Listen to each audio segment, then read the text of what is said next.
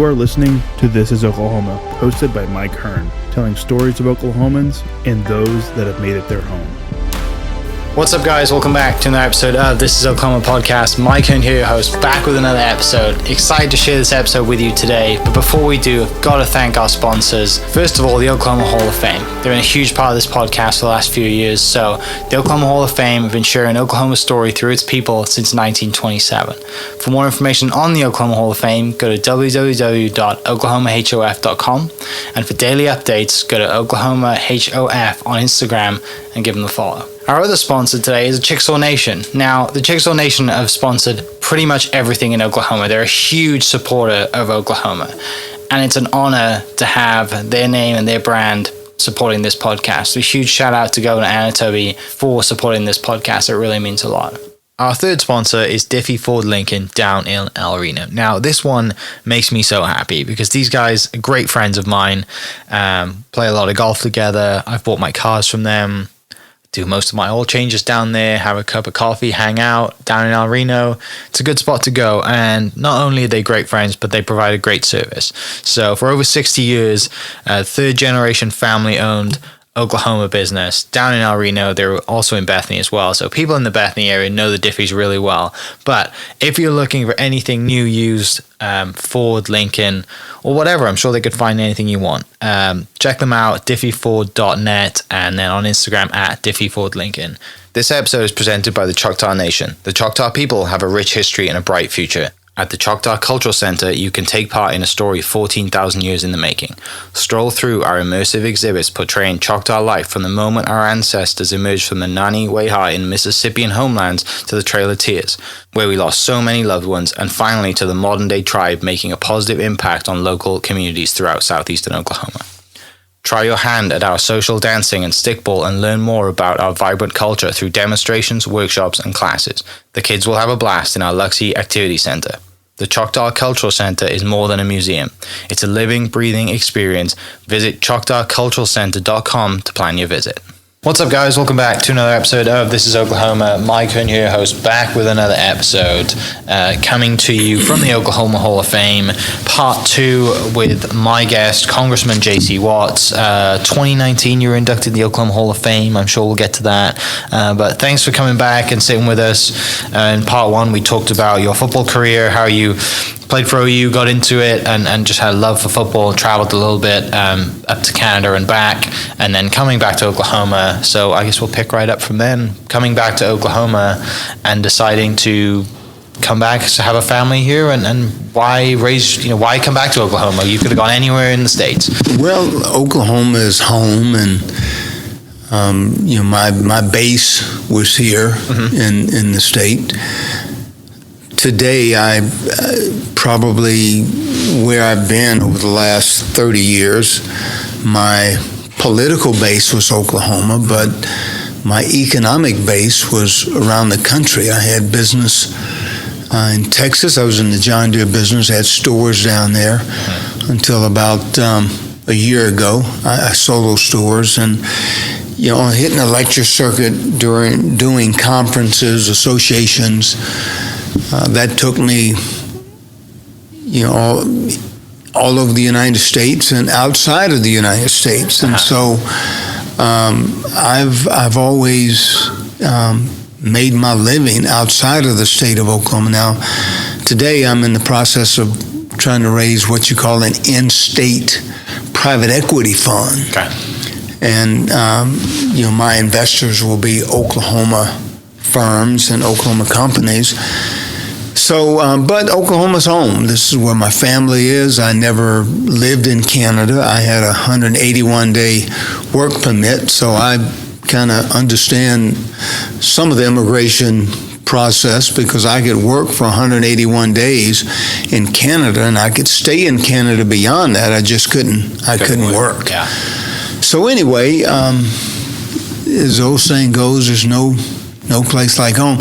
And when I came back to Oklahoma, I didn't know what I was going to do. I just felt like it was time for me to move on. I felt like I felt a peace that God was opening doors for me to move on and do something else besides football. And I didn't know if I'd enter the corporate world. I thought I possibly would. And I didn't want to be somebody's 32, 33-year-old trainee competing with some 22, 23-year-old trainee that the CEO says, well, it's our Mike, he's 10 years younger, we get 10 years more productivity out of it. So I didn't know if I'd enter the corporate world, didn't know what I would do. And I came back to Oklahoma, and I got back to Oklahoma on December 7th, 1986. And a month and a half later, I was in youth ministry. Okay. I became a youth pastor at a local church and did that for 8 years, and had a great time, had a love affair with young people in the Midwest City, Del City area. About 100 kids, and did that for 8 years. And in the 6th year of my, during the 6th year of that time, I ended up running for public office and won statewide race, the Oklahoma Corporation Commission. Yeah. Served 4 years of a 6-year term, the last 2 years as chairman. Then I ran for Congress, and I won, and I was saying, okay, now what do? I've won. So that kind of launched my career in Congress, and did that for 8 years, and people are pretty much familiar with that, with those 8 years. Sure, yeah. So when you go into youth ministry then, it just feels natural? You just think, how does the opportunity come up? How does someone approach you and say, you know what, you got some time, I think you'd be great for this? Does someone come and say, hey, just while you're finding your feet, do you want to do this? Or was it more of a decision that you went to them? It's usually, the way it happened with me, I did back in those days, and still today I'll do a couple of events per year, even today, with the Fellowship of Christian Athletes. And back in those days, during the off season when I played in Canada, I spent some of my off season traveling around the state and around the country for the Fellowship of Christian Athletes. And there was a fellow that owned a truck stop out north of town on I-35. Jerry Brown owned Truckers Village, and I'd gotten to know Jerry, and he knew a local pastor, and I had met this pastor once or twice, didn't know him personally, I just knew who he was. Well, he called me and asked me would I consider becoming their youth director. And Mike, I thought, I don't know anything about youth ministry. I usually go in and I speak at the youth event, and then I'm gone. I don't have to stay there and design programs and your lock-ins and different things that you do. So he approached me, and we talked about it, and I thought about it, and just felt led to do that. Felt like that's what I was supposed to do, and we thought, let's try it for a year or so. In my mind, I'm thinking I'll try it for a year or so, and if it doesn't work, I'll move on. And did that for a year, and a year became 8 years, and there was even a point in time in my youth ministry that I thought I was going to end up being a senior pastor somewhere. That was my thinking, that I had a dream of someday being a senior pastor and pastoring a church, being the senior pastor of a church, that you would walk in the church on Sunday morning and you'd see 3,000 or 4,000 people, and it looked like a United Nations. Yeah. You had red, yellow, brown, black, and white people, and that's always been my vision of what a church should be. When my wife and I, when we were looking for a place of worship, we were not looking for a church that looked like us, or a church that looked like, the governor, or a church that looked like you, or looked like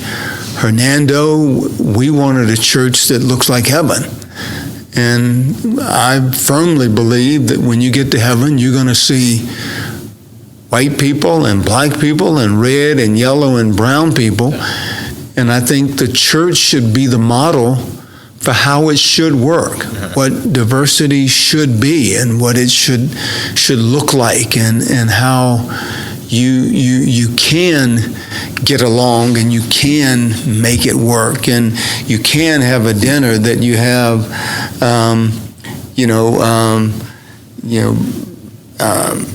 burritos and you have barbecue and you have whatever the white community eats and whatever Indian tacos.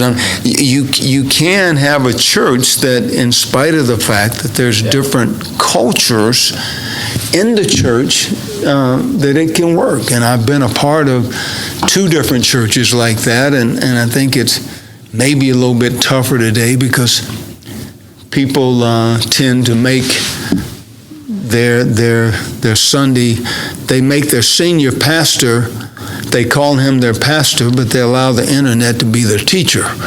And so, when that's what many pastors are dealing with today, and it's a little more challenging, but nevertheless, I think you can be intentional and say, I don't want just people that looks like me to be in my congregation. I want people that looks like us being red, yellow, brown, black, and white. Yeah. So you take that role, you have a great time there, you're there for quite a while, and then, like you said, you run for political office, statewide office. Again, is that someone coming to you and say, you'd be great at this, like just kind of pushing you in one direction, or was it a natural like? Well, I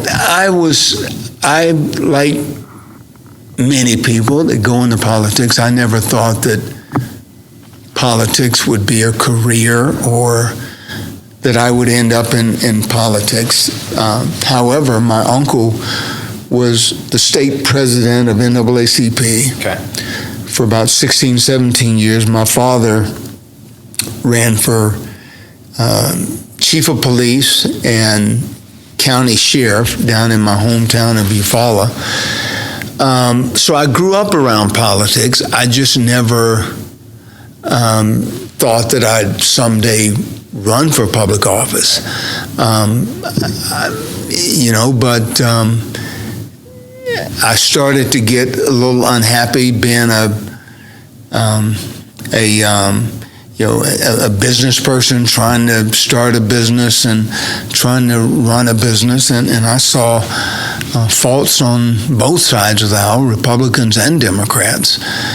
And at the time, I had a friend, I was moaning to him, and he said, you should probably run. He said, I think you could win.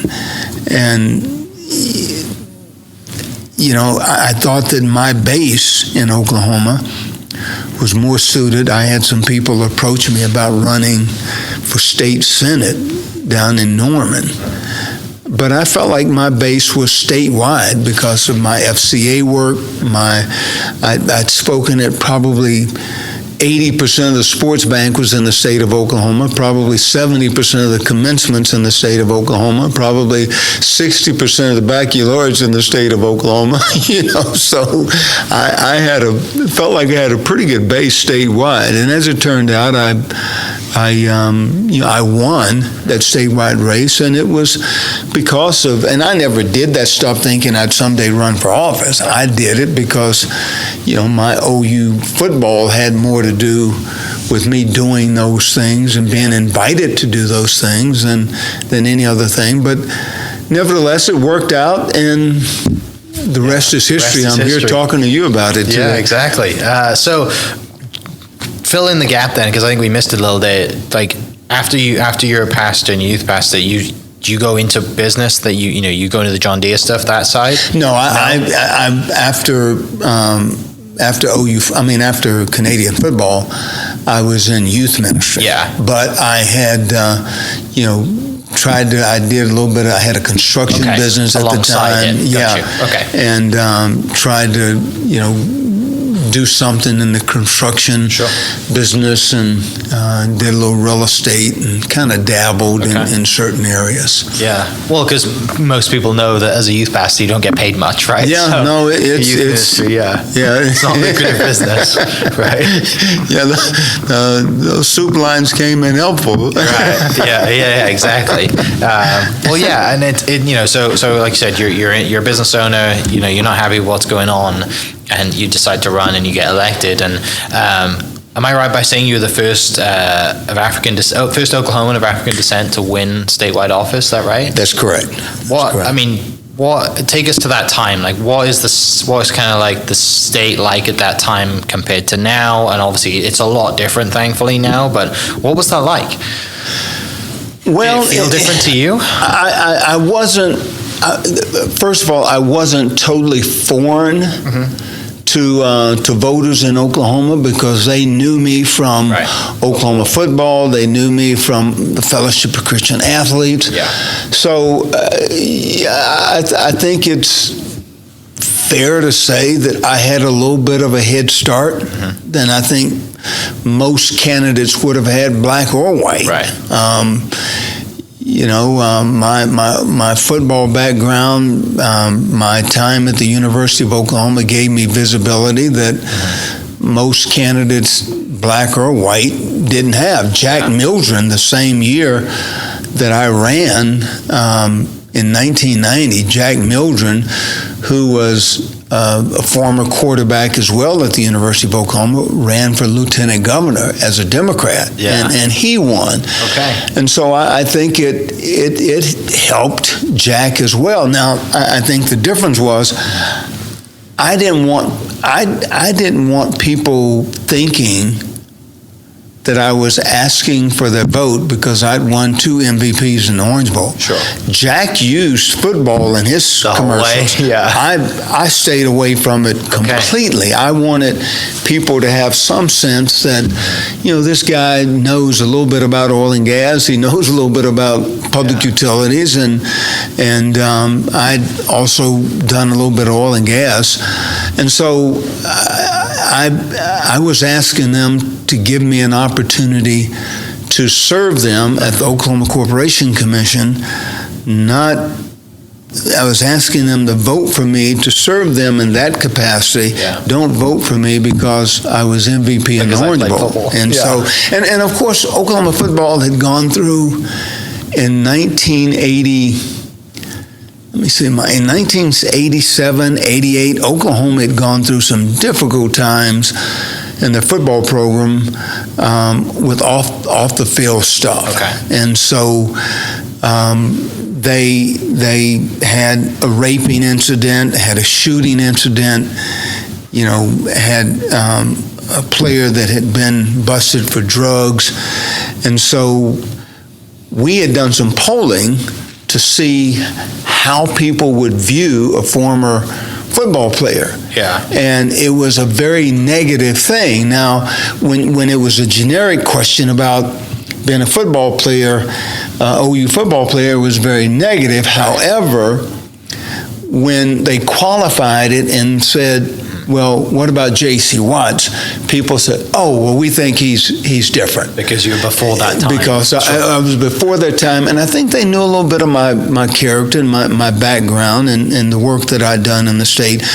But like I said, I stayed away from it because I didn't feel like I didn't want to give the impression I was running just because I was a former quarterback. Sure. So now if you came up to me and you wanted to talk about football, I'd talk to you about football. Yeah. I just never brought it up. And like I said, Jack ran his campaign totally different. Differently, he ran and he used some football footage in his. Now, we can all, guess or analyze or try to figure out why, but he had his reasons and I had my reasons. Yeah, well, I mean, they both were successful, right? Yeah, they both worked. That both works. Yeah. You mentioned earlier, like you've done a lot of public speaking around, like whether it's commencements or just leadership, speaking to people because of football. why decide to do that? Like, do you remember the first time someone asked you to come speak, like how you felt, and just because it's a skill, right? And it's not easy to get up in front of 1,000 people or 10 people, whatever it is. But I'm interested in the decision that you decided to do that, and then ultimately loved doing it because you kept doing it. Well, growing up in the black church, my father was a pastor, and so I was from a family of ministers. And growing up in the black church, you're kind of forced into, if you're a kid in church, you're going to get your opportunities to lead. Okay. You're going to get your opportunities to pray. You're going to get your opportunities to speak or to speak about something. And so I think being raised in the church probably helped hone those skills and gave me a little bit of background with public speaking. I wouldn't have called it public speaking back then, but that's what it was. And then I think being a quarterback, that I was just kind of drawn to leadership roles on the basketball team, on the baseball team, on the football team.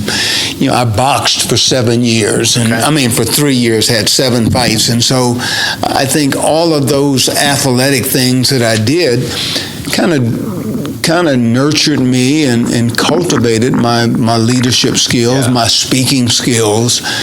And fortunately for me, I ended up that being one of the things that I did to create a revenue stream for myself. And so you put the opportunities to speak, you look at the things that I've done in my world. You add 65 years of living on top of that, and living in my world where many of the issues that we're talking about today, I think we talked about this briefly before.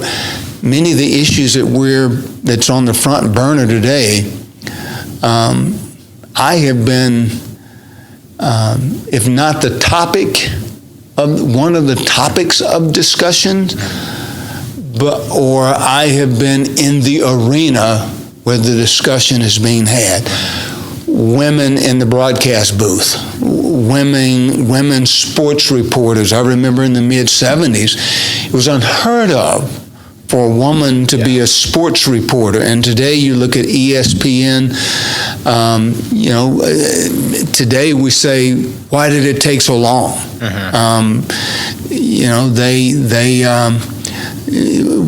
We missed it. The black Republican. I've been, in the arena where that discussion is being had. The black quarterback. I've been in the arena when that discussion is had, and so I've been on the business side of things when you're talking about economic policy. The character issues of today. I think my ministry has given me a unique, I don't want to say a unique perspective, but I think a perspective that's been tested. Character still matters. When I was a kid growing up, I used to hear my grandmother and my parents, their generation, they would talk about numbers, and if you're gray hairs or no hairs and you're listening to this, you will probably be able to relate to this, but they used to call numbers characters. And I think the reason is because character means that 2 + 2 is 4 in Japan, or 2 + 2 is 4 in the United States of America. So I think that's why they called it character. It doesn't change. So 65 years of living, and I think the arenas that I've operated in, when I'm public speaking, with the exception of when I'm preaching somewhere, rarely do I use notes. I just, hey, I've lived for 65 years. I've seen a lot. I've done a lot. I've been blessed to be able to see and do them. And diversity. I mean, I think it's kind of run amok. Yeah. And I think it's out of control. But diversity to me simply means that I think in some arenas you have to be intentional about creating opportunities. And I've got life experiences that would support my perspective on that, because no one ever thought that I should be the quarterback, but you had one coach that said, I think we've got a quarterback playing fullback. Yeah. And he was intentional about that.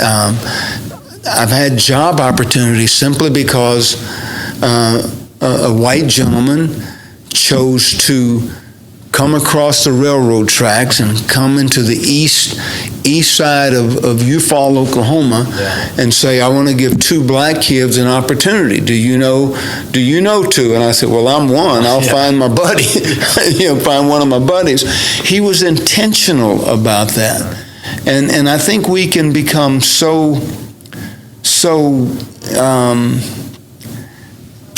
closed-minded, if you will, and we can become so insular in our own world that we never think about them or they, and we surely never think that them or they are us. I can't. JC Watts, black guy, black American, former football player, former congressman, they are me. Yeah. Them are me, but we never look at it like that. And if I was to show you, hold up my phone. Now your listening audience won't be able to follow this, but I'm going to try to give an example of what I'm talking about. If I hold up my phone and I say, "What do you see?" You'll probably say what you see, and you probably see pictures. Now, where I'm sitting, that's not what I see. Right. I just see a black cover on it that says OtterBox on it. You see something totally different. And unless I choose to come around to your side of the phone and you come around to my side of the phone to see what we both are seeing, you're always going to see them as them and they as they, and not them and they as us. Yeah. And again, my world, I've been the one that I could get them on my side of the phone to see what I was saying, and I wanted to go to their side of the phone to see what they were saying to get their perspective. Why is it that JC thinks like that? Have you ever thought about that? We don't. We just. You're right. Nobody thinks of that. It's I and me, and I think ministry should teach us to say, I reserve the right to disagree with Mike, but I've got a greater appreciation for why he feels the way that he does. Right. And that's when progress is being made. Progress is made when and even culturally, progress is made when a person is willing to say, I know it's wrong to do it the way I'm doing it or to feel the way I feel, but culturally, this is the way I believed all of my life. Mm-hmm. And so I don't have any problem with people enjoying and celebrating their culture, but it doesn't make it right because we've done it like that for the last 50 years. Right. Could be that we've done it wrong for the last 30. but we do get caught in our cultural entanglements, and we say, well, that's the way Big Daddy thought about it. That's the way Grandma thought about it, and that was her view of it, and we take on those cultural norms. And because that's how it's always been. That's how right? That's how it's always been. Why change how it's always been? And progress. If we're not willing to change, we never grow. And if we are blaming, if we in this culture that we live in today, in politics, I find it interesting. I've almost become a political atheist. That I don't believe either side anymore. Because it's gone so far. It's gone so far. Right? And then we've gotten to the point that elected officials are no longer looking for solutions. They're looking for blame. And if you're blaming, you're never going to change. You're never going to grow, because the subconscious mind says that Mike is the reason that I am where I am today. And I'm not saying that bad things hadn't happened, but I'm saying at some point in time, and I say this respectfully, and I don't say this in a hostile way, at some point in time, you've got to get over it. Because if you're blaming, then in my subconscious mind, I justify that you're the problem, and I don't have any responsibility to get over it or to get beyond the blame. So therefore, you never grow. And in your life, there's always going to be a hurdle that you're never going to be able to get over, because you're able to blame someone else. And so, but anyway, I don't know how I got off on that tangent. But nevertheless. So because of all that, then how was it then when you, like I said, when you ran for Congress and you were successful in winning and being a congressman? How has that last 8 years then shaped kind of where we are today? Like, how was your experience? Well, I think the thing today, in my career, I've never been a group thinker.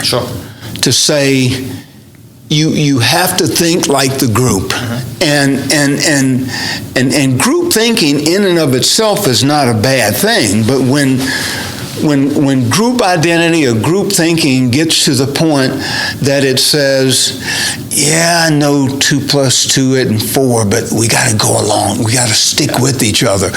Then I reserve the right to say, no, I disagree. I'm not getting in that box with you if you think that 2 + 2 is 7. And I think that's one of the biggest detriments we have today, is because, if Democrats say 2 + 2 is 7, then Republicans, we think it's horrible. But if a Republican says 2 + 2 is 7, Republicans think it's okay. If Democrats say 2 + 2 is 7, Democrats think it's okay. So it's again, the blame game. We don't hold each other accountable by the very rules that we establish.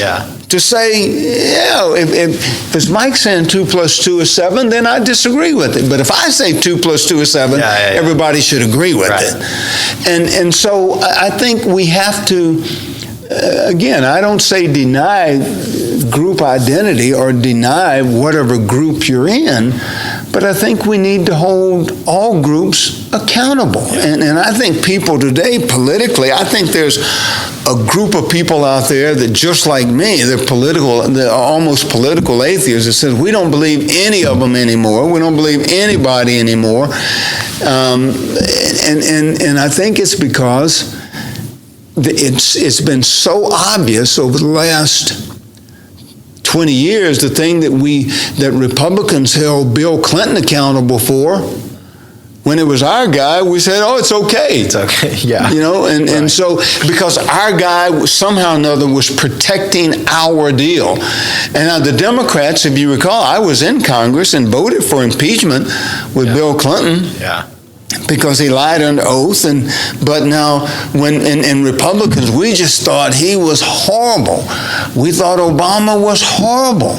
But now when it was our guy doing some of the same things that we impeached Bill Clinton for, we thought, well, we don't want our president to be our pastor. I felt like that all along. But, our president should have something in common with our pastor. Well, and I think to that point, right, people aren't, like you said, everyone's in the groupthink, right? So no one wants to stand out and say, because then a lot of them are career politicians and they don't want to risk their career, right? They don't want to stand out and say, no, I don't believe this, because then maybe next year they're not reelected and they don't have a job.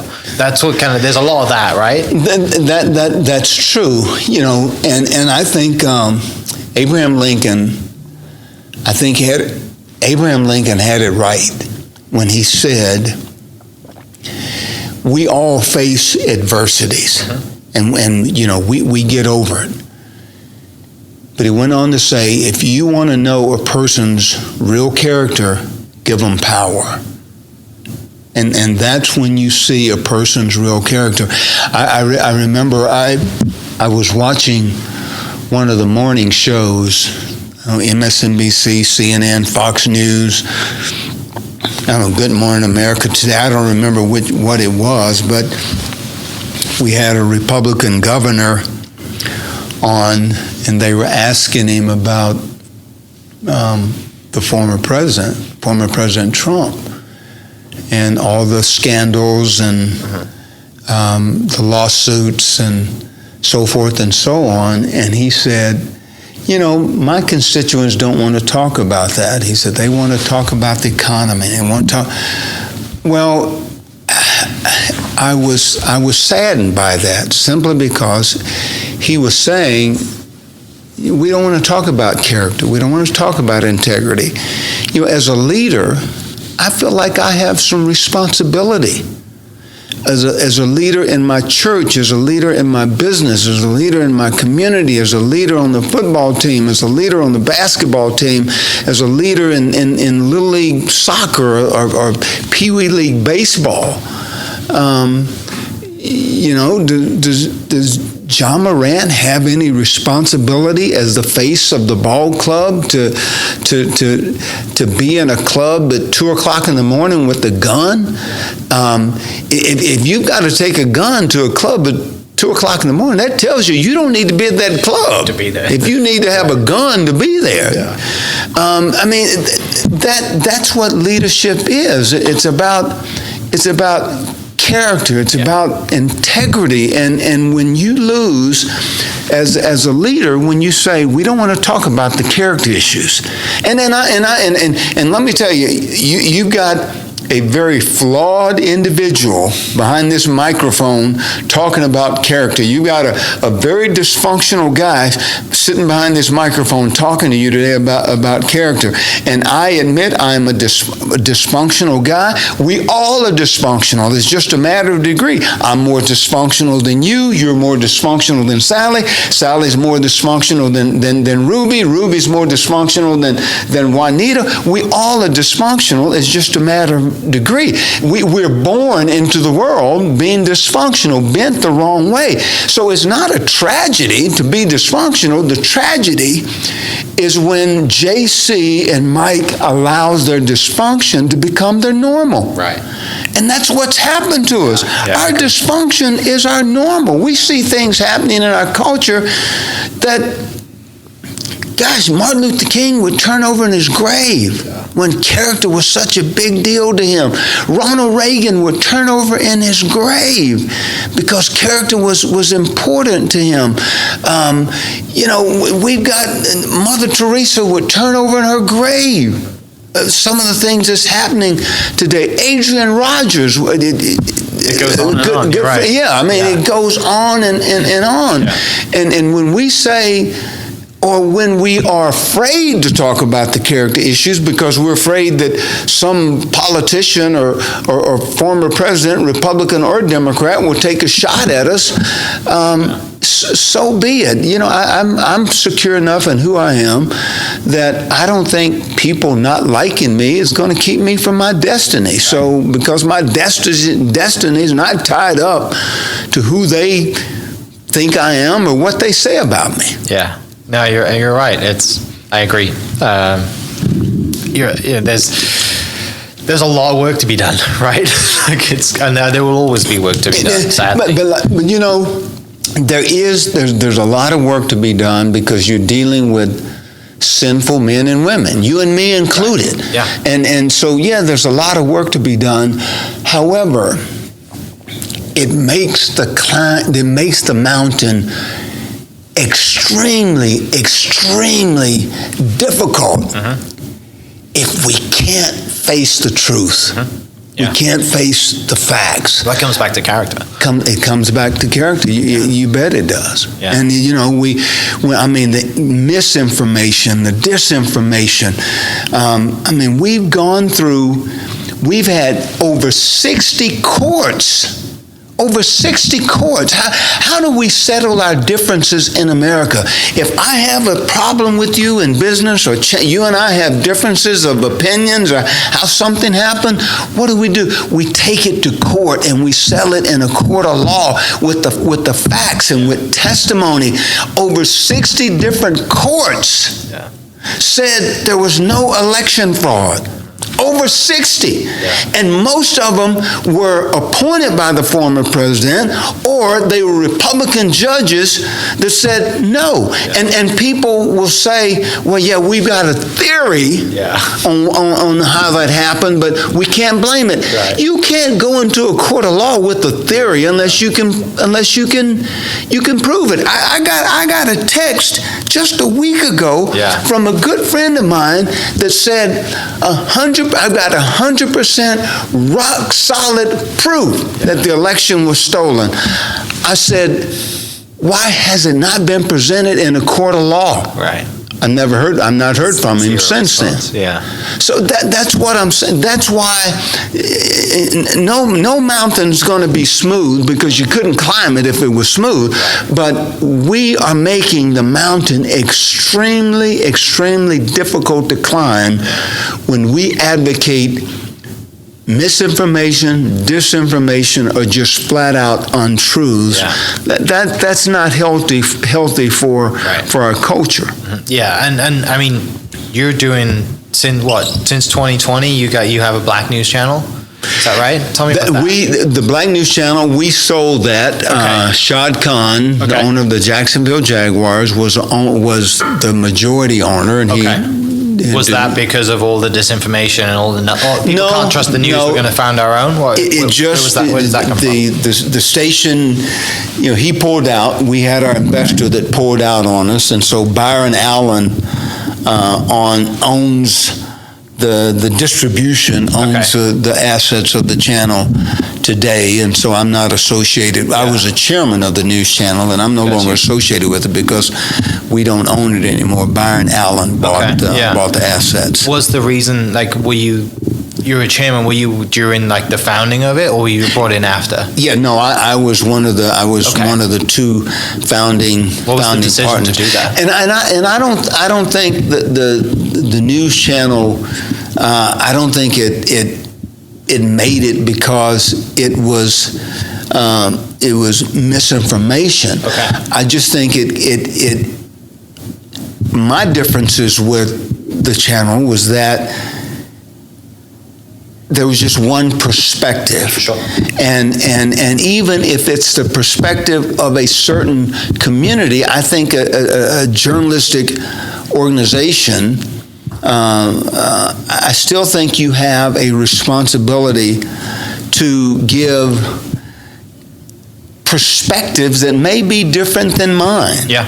There was a need for it, right? Pardon me? There was a need for it. It was a need for it. You bet it was. And I think CNN and Fox, I think they have, somewhat of the same challenge. And we've seen just in the last 3 weeks, Fox settled with Dominion, the voting machines, and it's come out in all of the depositions and the facts or the testimony that was given is that they knew they were not being truthful. Yeah. And so, in spite of the fact that you may be giving a perspective, that's one thing.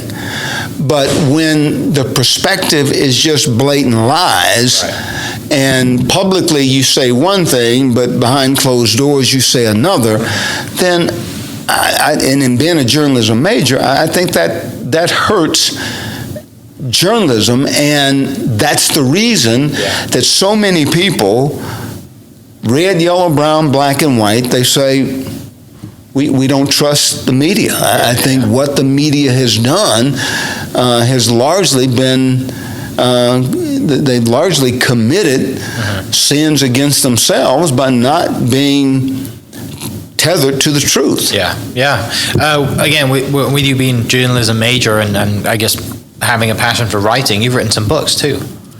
I did. I've written 2 books. The first was What Colors Are Conservative? My Life and My Politics. And the second one was Dig Deep, 7 Truths to Finding the Strength Within. Great, just fun experience to do both. Two totally different books, right? They were. The first one, What Colors Are Conservative, was My Life and My Politics, was more on the autobiographical side, and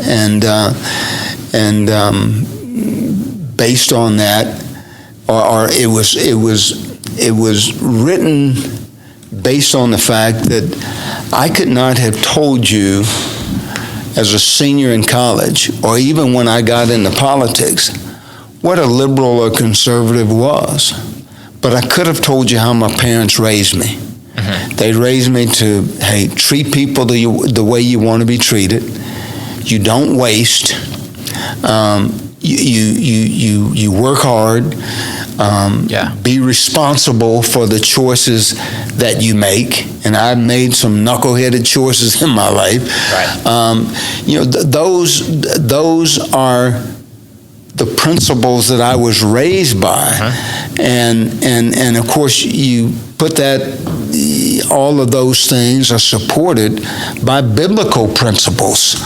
And so I didn't write What Colors Are Conservative to be a conservative necessarily. I just wrote it to say there's no particular community that has a lock or has a monopoly on treating people the way you want to be treated. You don't waste. If you buy your bed, you sleep in it. Be responsible. No community has a lock on those things, and those are the things I think that have fundamentally made America who we are today. Now you say, JC, who we made America who we are today? We are in chaos, and right, there's some serious things going on, but I'm not willing to throw the baby out with the bathwater. There's a lot of craziness going on out there, but there's a lot of good things going on in the country, and we don't highlight those things. We just look at what's wrong with the country. We never focus on what's right, and I happen to believe and can prove there's a lot of right things going on that we don't focus on. I agree. And for people listening, I'm sure they can still find the books online, no doubt. Dig Deep, you can get that.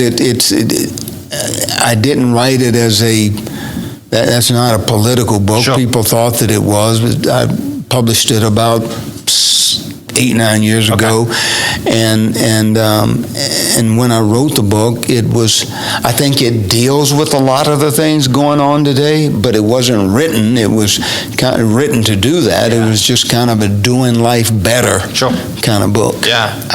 Kind of bringing things to current day. You're on the board at Paycom. What's it like being on the board of a massive Oklahoma company that's just doing great things for the state? Well, not only are they providing jobs in the state of Oklahoma and tax revenue in the state of Oklahoma, I've got an economic philosophy that says we don't need more taxes, we need more taxpayers. Yes.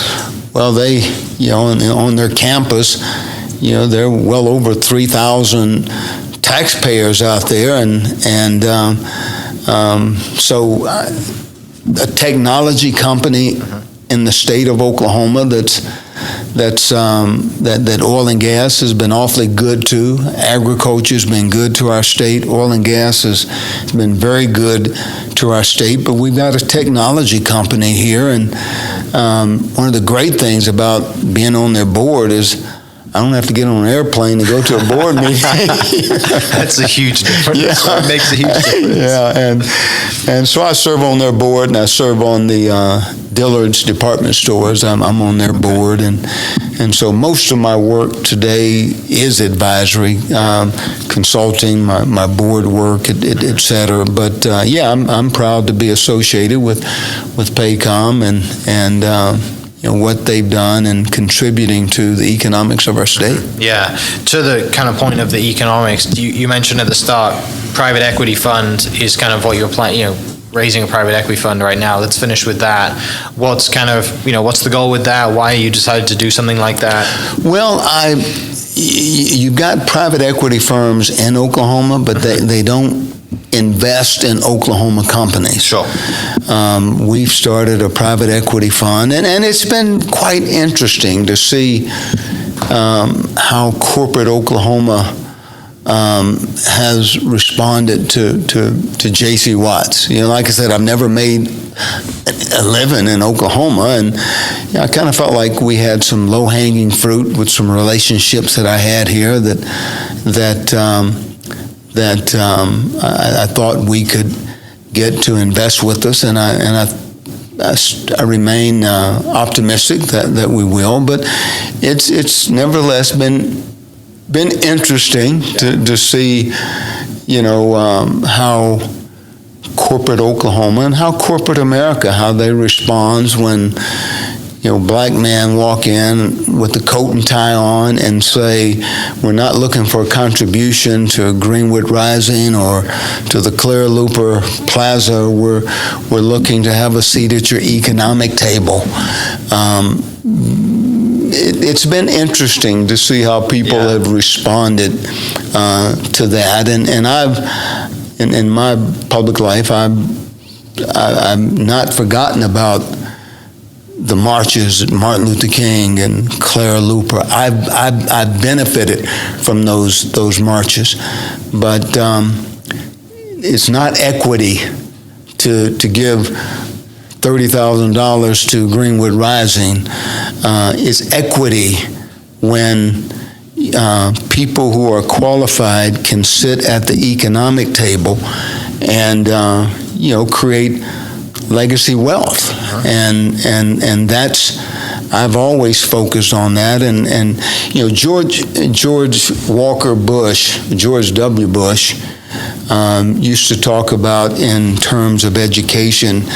I think he framed it as, when he was talking about kids learning, he talked about the soft bigotry of low expectations.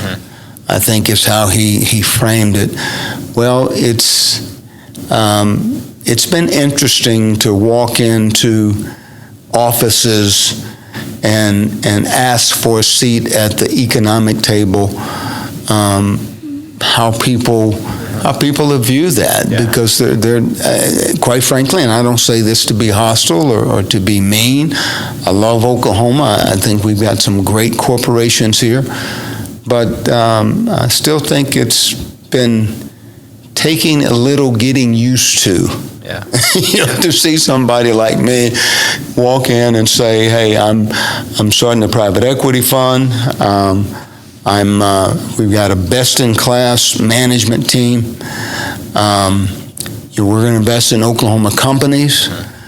We'd like for you to, invest with us." Yeah. And so it's been interesting, but I remain hopeful and optimistic that we're gonna get there. Yeah, no doubt. Last question, then finishing up. You were inducted in the Oklahoma Hall of Fame in 2019.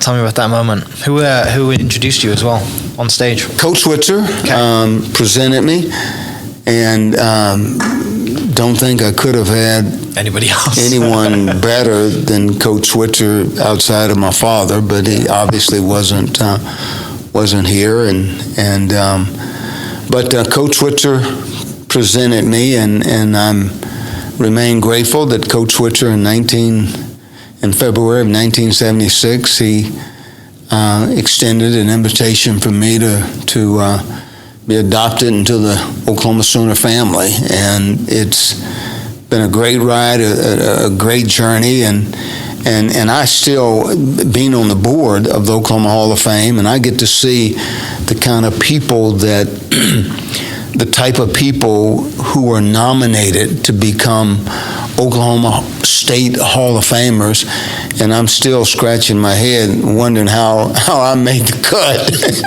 Because I mean it's pretty amazing, but as I said the night of my induction, I am honored and thrilled beyond words that somebody, the people on the election committee or selection committee, thought the story of Oklahoma would not be complete without the story of JC Watts Jr. being a part of it. So it was quite a thrill for me and my family, and it's been a good relationship. I'm on their board, and again, I continue to just see fascinating people that's contributed to who we are as a state. And finally, I also said in my induction speech that Paycom has created thousands of jobs in the state of Oklahoma. Oil and gas industry has created thousands of jobs in the state of Oklahoma. Agriculture, I mean, many people have contributed to Oklahoma, but many industries.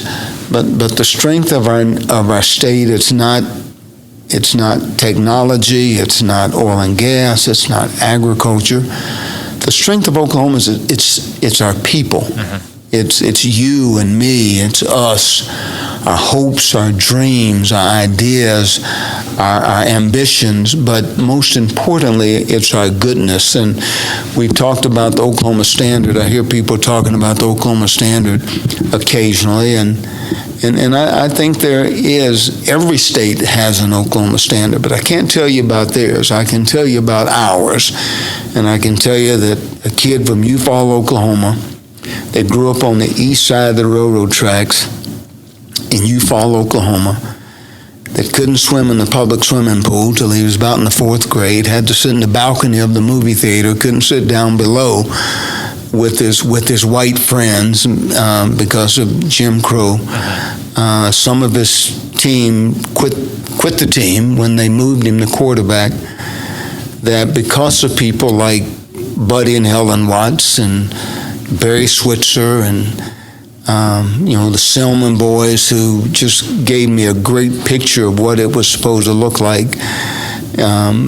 Perry Anderson, my high school basketball coach, Full-Blood Creek Indian. Paul Bell, a white guy. My father, they had a triangle around me that was ironclad, that in spite of how knuckleheaded I tried to be, they would kind of bend me back into some kind of, structure that could be productive. That kid ended up in the United States Congress and the Oklahoma Hall of Fame. That's what's possible in this state that we all call home and the rest of the world calls Oklahoma. Yeah. What a great way to finish. Thank you so much for coming down. I love that you're not done yet, right? You're still building, you're still, making a legacy and creating your legacy, and it's fantastic what you've done and what you continue to do. So I appreciate you coming back. Thank you so much. And for people listening, we'll catch you next episode. Cheers.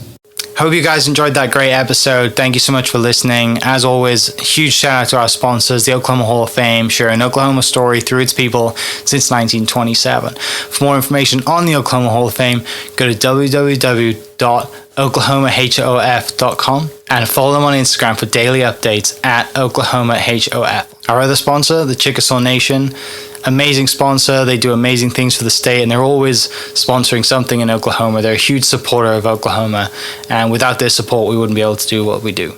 And our third sponsor is Diffie Ford Lincoln down in El Reno. Now, this one makes me so happy because these guys are great friends of mine, play a lot of golf together. I've bought my cars from them, do most of my oil changes down there, have a cup of coffee, hang out down in El Reno.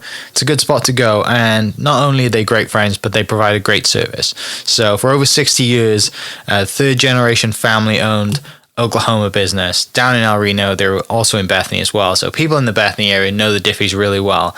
But if you're looking for anything new, used, Ford, Lincoln, or whatever, I'm sure they could find anything you want. Check them out, diffieford.net, and then on Instagram at diffiefordlincoln. This episode is presented by the Choctaw Nation. The Choctaw people have a rich history and a bright future. At the Choctaw Cultural Center, you can take part in a story 14,000 years in the making. Stroll through our immersive exhibits portraying Choctaw life from the moment our ancestors emerged from the Nani Weha in Mississippian homelands to the Trail of Tears, where we lost so many loved ones, and finally to the modern-day tribe making a positive impact on local communities throughout southeastern Oklahoma. Try your hand at our social dancing and stickball and learn more about our vibrant culture through demonstrations, workshops, and classes. The kids will have a blast in our Luxie Activity Center. The Choctaw Cultural Center is more than a museum. It's a living, breathing experience. Visit choctawculturalcenter.com to plan your visit. Thank you for listening. We are inspired by those around us and hope that you are too. Make sure you subscribe to this podcast on your favorite podcast platform and leave us a review so we can keep telling your stories. For more great Oklahoma content, follow This Is Oklahoma on Facebook and Instagram.